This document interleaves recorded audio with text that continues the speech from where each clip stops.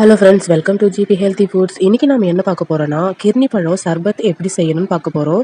இதில் நம்ம பால், sugar, ice இது எதுவுமே சேர்க்க போகிறதில்ல. இது எதுவுமே சேர்க்காம குடித்தாதான் இந்த பழத்தோட முழு சத்தும் நம்ம உடம்புக்கு கிடைக்கும்.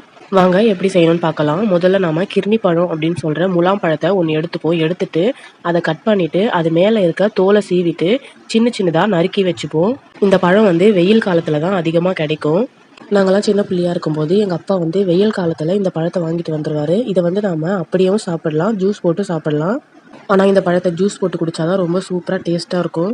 யாருக்கெல்லாம் அப்படியே சாப்பிட பிடிக்கும், யாருக்கெல்லாம் ஜூஸ் போட்டு சாப்பிட பிடிக்கும் அப்படின்னு கமெண்ட் பாக்ஸில் கமெண்ட் பண்ணுங்கள். இப்போ நம்ம கட் பண்ணி வச்ச முலாம் பழத்தை மிக்ஸி ஜாரில் போட்டுப்போம். இந்த பழத்தில் ஏராளமான சத்துக்கள் இருக்குது. Vitamin A, B, C, phosphorus, zinc இது போன்ற பல சத்துக்கள் இருக்குது. இது கூடயே கொஞ்சமாக நாட்டு சக்கரை போட்டு அரைச்சி தனியாக ஒரு பாத்திரத்தில் ஊற்றிக்கோங்க. நான் நைட்டே சப்ஜா சீட்ஸும் பாதாம் பீஸும் ஊற வச்சுட்டேன். இது உங்களுக்கு நாட்டு மருந்து கடைகளில் கிடைக்கும். அதையும் நீங்கள் உங்களுக்கு தேவையான அளவுக்கு சேர்த்துக்கோங்க. இது இன்னும் டேஸ்ட்டை சூப்பராக தூக்கி கொடுக்கும். இப்போ நமக்கு கிர்னி பழம் சர்பத் ரெடி, வாங்க சாப்பிடலாம். இது போல ஆரோக்கியமான உணவுகளை தெரிஞ்சுக்க நம்ம சேனலை சப்ஸ்கிரைப் பண்ணுங்க. ஓகே பாய், நாளைக்கு பார்க்கலாம்.